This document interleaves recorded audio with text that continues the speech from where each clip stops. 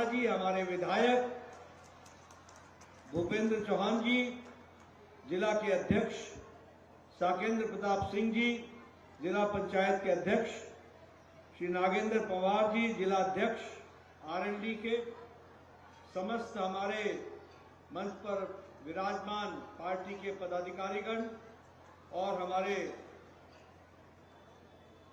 यहां उपस्थित बड़ी संख्या में देवी और सज्जनों, मीडिया के मेरे साथी, प्रिंट मीडिया और इलेक्ट्रॉनिक मीडिया के मेरे साथी, मेरा ये सौभाग्य है कि मुझे आज नगीना में अपने लोकसभा क्षेत्र के माताओं बहनों से, बुजुर्गों से बातचीत करने का मौका मिल रहा है। मुझे आने में देर हुई, आप सब लोग लंबे समय से इंतजार कर रहे हैं। देर चुनाव के कारण कई स्थानों पर जाना पड़ता है, इसलिए देर हुई। मुझे पूरा विश्वास है कि आप मुझे क्षमा करेंगे। अभी ओम कुमार जी आपके सामने बता रहे थे कि किस प्रकार से वो इस इलाके की सेवा करने वाले हैं। भूपेंद्र जी ने भी कम शब्दों में, लेकिन चुनाव की आवश्यकता और चुनाव में बीजेपी को आगे लाने की आवश्यकता, इस पर उन्होंने जोर दिया है। मैं आपको बताना चाहता हूं, यह चुनाव बहुत महत्वपूर्ण है। सिर्फ ये ओम कुमार जी का सांसद बनना यही महत्वपूर्ण नहीं है। यह चुनाव इसलिए महत्वपूर्ण है कि उत्तर प्रदेश का, नगीना का और देश का 19 तारीख को आप भाग्य तय करने वाले हो, इसलिए यह महत्वपूर्ण हो जाता है। और जब मैं भाग्य की बात करता हूं तो सही नेतृत्व, सही पार्टी, सही नेता सही स्थान पर बैठता है तो नेतृत्व देश को, प्रदेश को, इलाके को आगे बढ़ा देता है। और जब गलत लोगों का चयन हो जाता है तो वह हमारे को मुसीबत की जड़ बन जाता है। मैं कहने के लिए नहीं कह रहा हूं, आज से 10 साल पहले उत्तर प्रदेश बीमारू राज्य कहलाता था। बीमारू राज्य, हर मामले में बीमार था। 25 करोड़ की जनता पीछे हो गई थी, कोई पूछता नहीं था। भ्रष्टाचार चरम सीमा पर था, माफिया राज्य दंदना रहा था। बहु बेटियां शाम को सूर्यास्त के बाद निकल नहीं सकती थी। अगर कॉलेज जाती थी तो घर वापस पहुंच जाए तो मां बाप भगवान का धन्य मानते थे। क्या यह स्थिति थी कि नहीं थी? मैं पूछ रहा हूं, यह स्थिति थी कि नहीं थी? जरा जोर से बोलो, यह स्थिति थी कि नहीं थी? हम माफिया राज में जी रहे थे। मुझे याद है भूपेंद्र जी, मैं 10 वर्ष 15 वर्ष पहले एक चुनाव में आया था। गांव में बिजली नहीं थी। वो जो सौर ऊर्जा होती है, सौर ऊर्जा, उसकी लाइट को लेकर के मुझे रात को घुमाया जा रहा था। मैं सोचता था ये कैसा उत्तर प्रदेश है, ये कैसा बीमारू राज्य है। लेकिन आज मोदी जी के राज में और योगी जी के परिश्रम से आज ये उत्तर प्रदेश उत्तम प्रदेश बन गया है, अग्रगणी राज्यों में आकर के खड़ा हो गया। आज पहले व्यापारी शाम को डरता था, कब उसको कौन उठा ले, कब किसकी वसूली हो जाए, कब किसके परिवार से किसको उठा ले। और पुलिस मूक दर्शक होती थी, मूक दर्शक होती थी। क्या यह स्थिति थी कि नहीं थी? बताइए, ये 10 साल पहले स्थिति थी कि नहीं थी? आज यहां व्यापारी उन्मुक्त हवा में आराम से व्यापार कर रहा है। आज विकास के लिए लोग यहां आ रहे हैं, यहां इन्वेस्टमेंट हो रहा है और अच्छी सरकार चल रही है। उस समय यूपी का मतलब होता था यू फॉर उत्पीड़न और पी का मतलब होता था पक्षपात। कौन जाति के हो, वो सरकारें सबकी नहीं थी।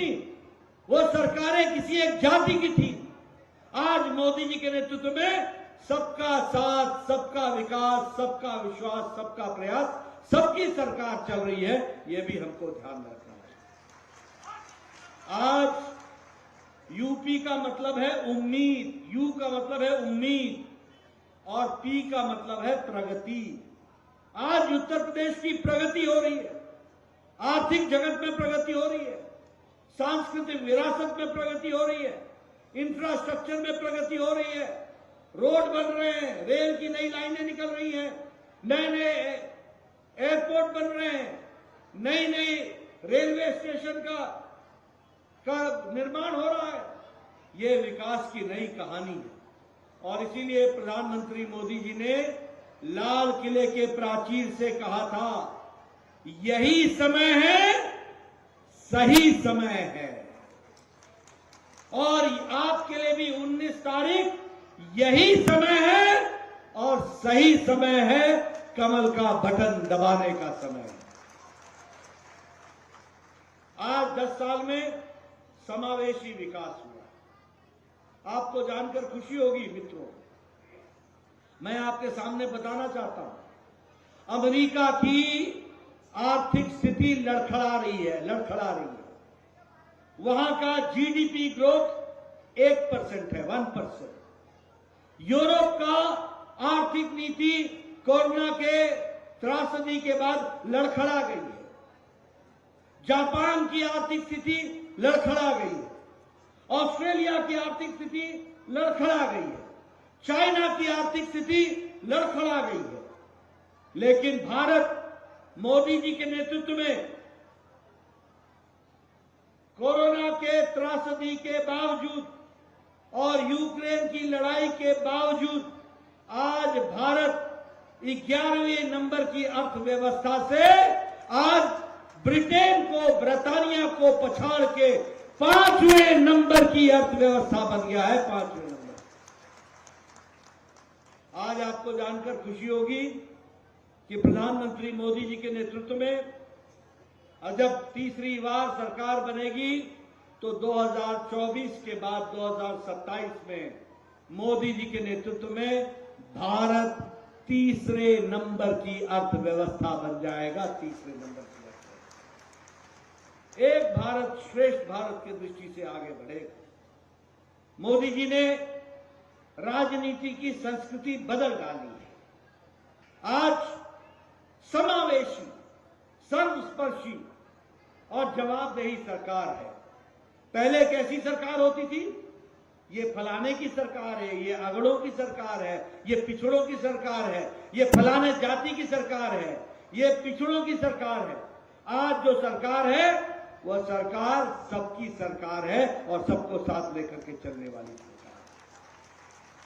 मोदी जी ने आज जवाबदेह सरकार बनाई, रिपोर्ट कार्ड की सरकार बनाई है और मुझे खुशी है कि आज मोदी जी के नेतृत्व में जीडीपी जो हमारा ग्रोथ है पर कैपिटा, उसका 50% वृद्धि हुआ है और कैपिटल एक्सपेंडिचर हमारा 50% से ज्यादा डबल हो गया है। आपको जानकर खुशी होगी कि हमारे यहां फॉरेन डायरेक्ट इन्वेस्टमेंट दुगना हो गया है और इलेक्ट्रॉनिक एक्सपोर्ट हमारे यहां 3 गुना बढ़ गया है।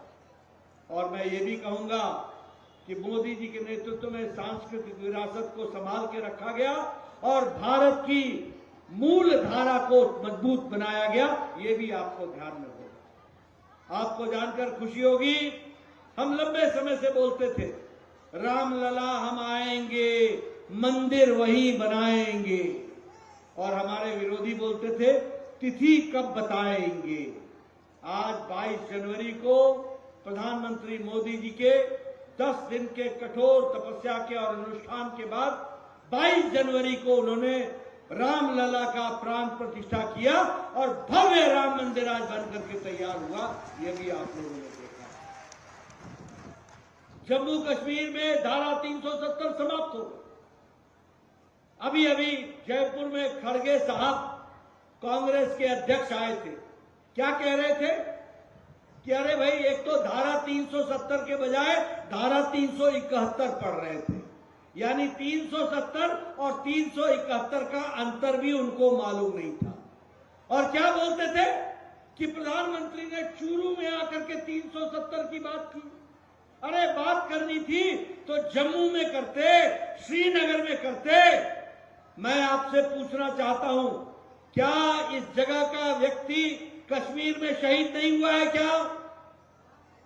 क्या चूरू का और जयपुर का व्यक्ति कश्मीर में शहादत नहीं दी? क्या सारे देश के लोग ये मानते नहीं हैं कि कश्मीर भारत का अभिन्न अंग है? और ये कांग्रेस पार्टी वाले बोलते हैं कि तुम चूरू में और जयपुर में धारा 370 की बात क्यों करते हो? अरे हम ये बताना चाहते हैं कि हम उस पार्टी के सदस्य हैं जिन्होंने सारे देश में 1951 से नारा लगाया था, एक देश में दो निशान, दो विधान, दो प्रधान नहीं चलेंगे, नहीं चलेंगे। और प्रधानमंत्री मोदी जी ने, उनकी इच्छा शक्ति ने और अमित शाह की रणनीति ने 2019 के 6 अगस्त को भारत के पार्लियामेंट में अपनी उंगली दबा करके धारा 370 को धाराशाही कर दिया। ये हमारा रिकॉर्ड है, ये भी। आज मुझे दुख के साथ कहना पड़ता है, हमारे लोग उरी की घटना पर प्रधानमंत्री मोदी जी ने सर्जिकल स्ट्राइक किया और घर में घुसकर पाकिस्तानियों के छक्के छुड़ाए और उनको मुंह तोड़ जवाब दिया, तो प्रधानमंत्री मोदी जी ने दिया। अगर पुलवामा की घटना घटी तो उसके बाद प्रधानमंत्री जी ने कहा था, कोई प्रधानमंत्री ये हिम्मत नहीं कर सकता जो प्रधानमंत्री ने कहा। प्रधानमंत्री ने कहा, तुमने बहुत बड़ी गलती कर दी है और तुमको इसका खमियाजा भुगतना पड़ेगा। और 10 दिन बाद पाकिस्तान की धरती पर एयर स्ट्राइक किया गया और सारे वहां के कैंप को ध्वस्त किया, ये भी आपको मालूम है। और इन कांग्रेसी भाइयों से पूछना, इन समाजवादी भाइयों से पूछना, ये पूछते हैं इसका प्रमाण क्या है, प्रमाण क्या है?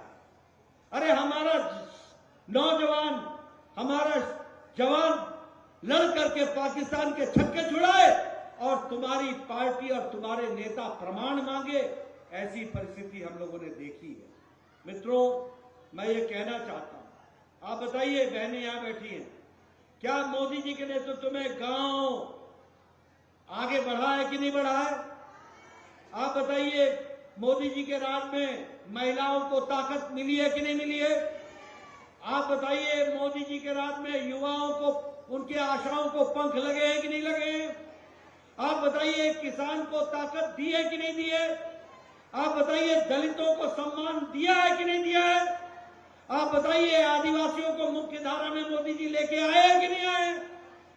आज प्रधानमंत्री गरीब कल्याण अन्न योजना, 80 करोड़ की जनता, और 80 करोड़ में 15 करोड़ की जनता उत्तर प्रदेश की है, जिसको 5 किलो गेहूं या 5 किलो चावल और 1 किलो दाल हर महीने मोदी जी की तरफ से मिल रहा है, हर महीने मिल रहा है। और इसके कारण आज 25% की गरीबी, 25% गरीबी की रेखा से निकल आए हैं। मैं यहां ये भी बताना चाहता हूं, आप बताइए, उज्ज्वला योजना में गैस का कनेक्शन मिला कि नहीं मिला? गैस का कनेक्शन मिला कि नहीं मिला? और आज उसी तरीके से जल जीवन मिशन में हर घर नल, हर घर जल, इसको भी देने का प्रयास किया गया। स्वच्छ भारत अभियान में हर घर को शौचालय और 4 करोड़ घरों को आवास, पक्के घर देने का काम किया, तो प्रधानमंत्री मोदी जी ने किया। इसलिए मित्रों, मैं ये कहना चाहता हूं आपको कि चाहे गांव हो, गरीब हो, वंचित हो, पीड़ित हो, शोषित हो, दलित हो, किसान हो, युवा हो, महिला हो, इनको ताकत देने का काम किया तो नरेंद्र मोदी जी की सरकार ने किया है, ये भी आपको ध्यान रखना। मैं यहां ये बताना चाहता हूं कि सेंट्रल का एड उत्तर प्रदेश का प्रधानमंत्री मोदी जी ने 4 गुना बढ़ा दिया है, 4 गुना बढ़ा दिया है। उसी तरीके से इंडस्ट्रियल कॉरिडोर के माध्यम से अलीगढ़, आगरा, झांसी, कानपुर, चित्रकूट और लखनऊ इनको जोड़ा गया है। और इसी तरीके से 27 नए मेडिकल कॉलेज खोले गए उत्तर प्रदेश में। 27 मेडिकल कॉलेज। बोलिए, बिजनौर को मेडिकल कॉलेज मिला कि नहीं मिला? सहारनपुर को मेडिकल कॉलेज मिला कि नहीं मिला? आप बताइए, कैराना को मेडिकल कॉलेज मिला कि नहीं मिला?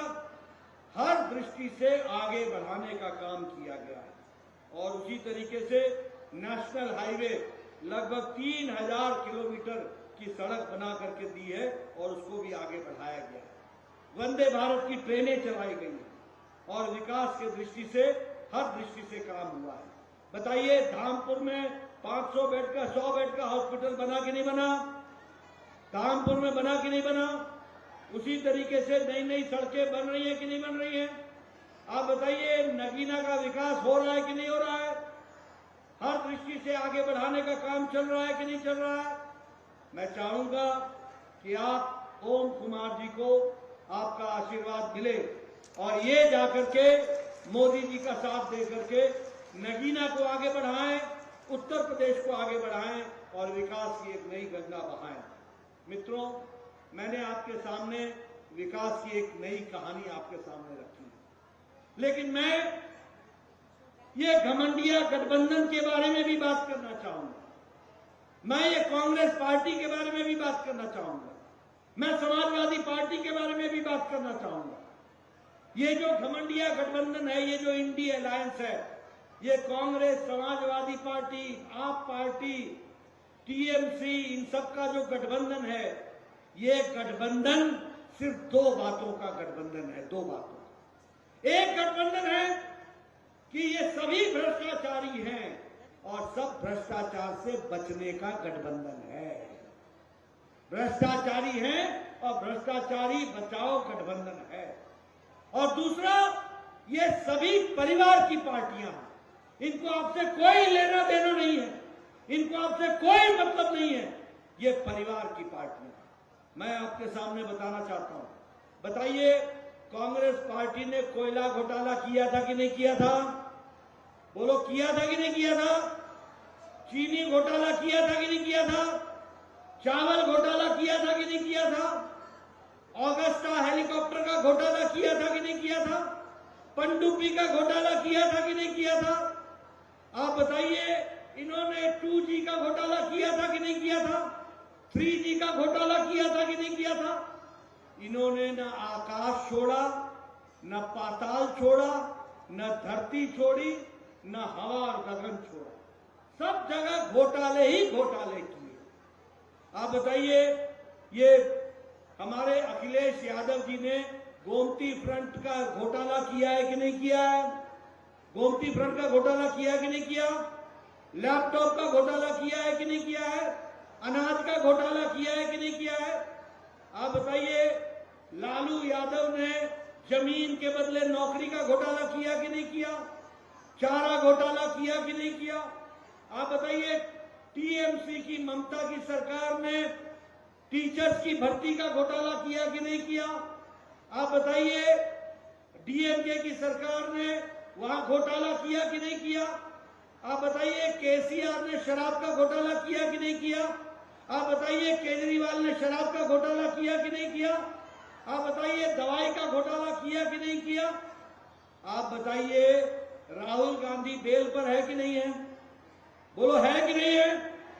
सोनिया गांधी बेल पर है कि नहीं है? पी चिदम्बरम बेल पर है कि नहीं है? लालू यादव बेल पर है कि नहीं है? संजय सिंह बेल पर है कि नहीं है?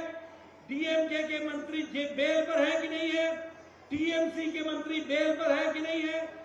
और आप बताइए, हेमंत सोरेन मुख्यमंत्री बेल पर है, जेल में है कि नहीं है? अरविंद केजरीवाल जेल में है कि नहीं है? आप बताइए, मनीष सिसोदिया जेल में है कि नहीं है? आप बताइए, सतिंदर सिंह जेल में है कि नहीं है? आप बताइए, आजम खान जेल में है कि नहीं है? आप बताइए, टीएमसी के नेता जेल में है कि नहीं है? आप बताइए, डीएमके के नेता जेल में है कि नहीं है? आप बताइए, कविता जेल में है कि नहीं है? ये इंडी अलायंस में आधे नेता बेल पर हैं और आधे नेता जेल में हैं। यह परिस्थिति आ सकती है। बोलिए, ऐसे लोगों को समर्थन देना है क्या? ऐसे लोगों को समर्थन देना है क्या? मैं पीछे से सुनना चाहता हूं, आवाज आनी चाहिए। ऐसे लोगों को समर्थन देना है क्या? और अभी इनका मैनिफेस्टो आया कांग्रेस पार्टी का। मेरे को 1929 की जिन्ना की मुस्लिम लीग याद आ गई। जो जिन्ना 1929 में मुस्लिम लीग में कहा करता था, वही बात अभी 2024 में कांग्रेस पार्टी ने उन्हीं बातों को अपनाया है। यानी मुस्लिम लीग का और कांग्रेस पार्टी का मैनिफेस्टो में कोई अंतर नहीं। बताइए, ऐसे लोगों को सरकार में आने दे रहा है क्या? आने दे रहा है क्या? आप बताइए, आने दे रहा है क्या? मित्रों, मोदी जी के नेतृत्व में देश आगे बढ़ रहा है। आप पूरी ताकत से आगे बढ़िए। बोलिए, ओम कुमार को आगे लाएंगे ना? जिताएंगे ना? कमल के निशान पर 19 तारीख को बटन दबाएंगे ना? मोदी जी को मजबूत करेंगे ना? फिर एक बार,